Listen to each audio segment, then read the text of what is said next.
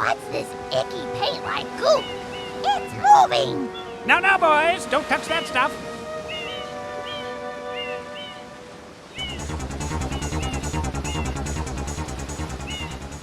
I am most concerned with the well-being of the princess in this dreadful heat. Master Mario, if you would, cross over to that shore and find some assistance. Super Mario Sunshine, released in 2002 on the Nintendo, looks like a lunchbox GameCube. This was 6 years after the highly successful and revolutionary Super Mario 64 game was released on Nintendo 64. I have never played through Super Mario Sunshine. I remember renting it a couple times from Blockbuster, but never really spending too much time playing it, or even getting past the first boss. In Super Mario Sunshine, you end up on Belle Delphino Island. You know, that little Cheshire cat looking bitch. You have the worlds you go into in which you complete objectives to collect each shine, I guess? Right. Shine sprites are the source of power on Isle Delphino. They used to gather in great numbers at the Shine Gate, but the graffiti incident has polluted the island and most of the shine sprites have fled. It takes a system already built in Super Mario 64 and expands upon it while adding and introducing its own combat system. You use a water cannon known as a Flood. I am Flood, a flash liquidizer ultra-dousing device. I hope to be of assistance. To shoot water at various enemies and clean up ink and mud spills as you journey through to find and defeat a water version of Mario. At least it looks like a water version of Mario. Princess, look! On the statue's head! In our first impression, me and Rocky just defeated the first boss of the first world, a plant monster that you fill its belly up with water as it attempts to shoot out mud till it topples over and a tumor pulsates out of its stomach and Mario eats it like a David Cronenberg film. Nah, I'm just kidding. You just slam down it 3 times in succession to defeat it. The game can be kind of difficult as water replenishment, unlimited enemies, and health can be difficult to come by. I did find it annoying that similar to Super Mario 64, the world shoots you back out, and as you go back into start the next objective, rather than keep you in the world and allow you to collect the shines all together. Some of the jumping mechanics can be tricky, and the aiming of the water cannon can seem off to the point where it did get annoying until we got it down and we're aiming quicker and after getting used to it after a little bit. I did like the bright colors and the idea of the game, but Super Mario Sunshine definitely isn't on my list of must-play Mario games. Super Mario 64, both Mario Galaxy games, and Odyssey are far more fun and don't really rely too much on gimmicks. I can't really say whether Sunshine is a fantastic or even below average game. As me and Rocky went through our first impression of Sunshine, the game did get more fun, and honestly I'm interested to see the variety of levels and power-ups and what you can get, as well as the bosses that you'll encounter. The sound and music in any and every Mario game is fantastic, and Sunshine is no different. The fact that this game came out in 2002 and looks as great as it does is a testament to Nintendo's ability to make games hold up over time. I'm giving Super Mario Sunshine a first impression score of 3.5 out of 5, and we'll definitely continue to find out what else is in store in this game. And I'm going to pass it off to Rocky to have him give you his thoughts on Super Mario Sunshine. Super Mario Sunshine is a 2002 platformer game that was released by Nintendo for the GameCube. This is a game that I played when I was much younger, however I wasn't exactly great at video games, so I never got past Bianco Hill. However, going back to this, I was a little bit excited because I wanted to see, what the hype was, considering this is one of the most loved Mario games, and on top of that, I definitely have liked a lot of the platformers we've been playing throughout this retro series, and I just thought it would be interesting to revisit something from my childhood.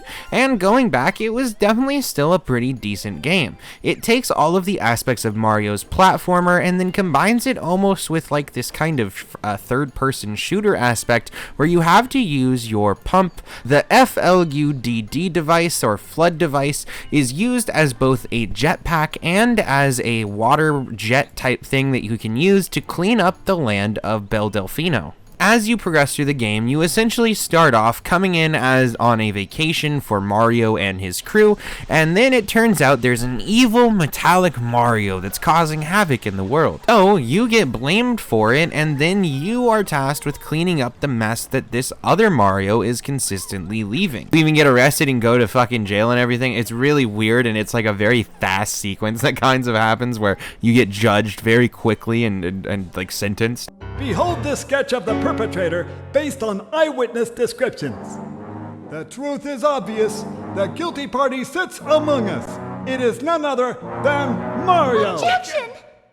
Overruled. I judge the defendant guilty as charged. And of course, also, the Metal Mario likes stealing Princess Peach, as usual. I found the game to be quite fun because of all of this, amalgamation of different game mechanics. Having the jetpack definitely made it so there was an interesting way to maneuver around, as well as almost a glide or float type thing when you use the jet. And I really like how that kind of added to the platformer aspect and made it so you kind of had to think a little bit about where you were going, and it also allowed for a lot of different variations in the pathways that you can take to get to certain areas and the way that you do them, and I definitely enjoyed that. I think that it's a little janky how the kind of system we were using worked for the spraying of the water. It wouldn't really work for like just slowly pulling down the trigger. It constantly kind of wanted you to stop in order to do it. There was a way to get to it, but it just took a lot of practice. The jumping also felt a little strange. Like, you have this kind of triple jump that if you jump and keep kind of like bunny hopping, basically, you can get to a point where you have 3 consecutive jumps, and that propels you the highest. And then also you have some other jumps, like propelling yourself with the flood machine and doing some sort of twist to make a tornado type thing to send you even further into the air. You have backflips, side flips, but all of it seemed somewhat random at times, and other times it was simply based on where you were standing in the map. Of course, the analog stick definitely affected this as well, but it was just kind of weird to get used to. Like, sometimes you would jump really high, sometimes you would like barely jump at all. Outside of that though, there's not too much that I can complain about. I think most of the issues that I had were based upon the fact that I wasn't using like the perfect system, we'll say, for this game. However, I think that generally speaking, the game still played well, and it has a premise that I find interesting, and it expands on the original platformer idea of Mario in such a way that's intriguing enough and unique enough to give it a spot as one of the greatest games that Nintendo had released. Now, we didn't get too far into it, so it's hard to say too much more of that because, of course, this is a first impression. However, my first impression was pretty positive, and I do like also the fact that, for example, the flood device does have to be recharged and whatnot. You have to go into the water and refill it, and I like how all of the mechanics just kind of work together to make a pretty seamless experience. And again, the main issues that I had were just for the controller that I was using more than anything. Now, beyond that, there were some weird camera aspects, I'll say, as well, actually, that I think I can think of, but generally speaking, they weren't things that weren't really present in other games that we've played or things like that. So, generally speaking, for what it was, I definitely enjoyed it quite a bit, and I would say right now I'm at a 3 out of 4 stars. I think that it could do better. I think that it's pretty solid though, and I think if we do continue playing it, it might adjust, maybe up or down. I really don't know quite yet, but anyway, that is my review for Super Mario Sunshine. Let me toss it back off to Jason. Thank you, Rocky, and now we want to hear from you. Did you play Super Mario Sunshine GameCube back in the day?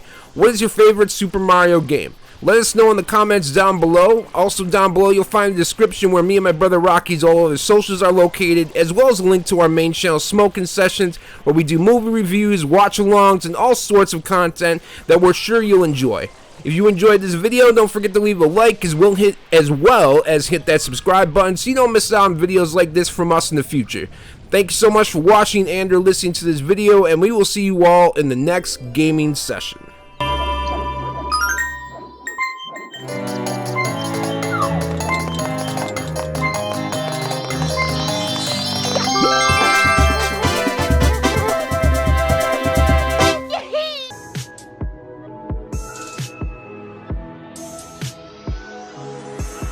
I stay out of my head to the depths of the universe. It's a spell or a chance just to open up a newer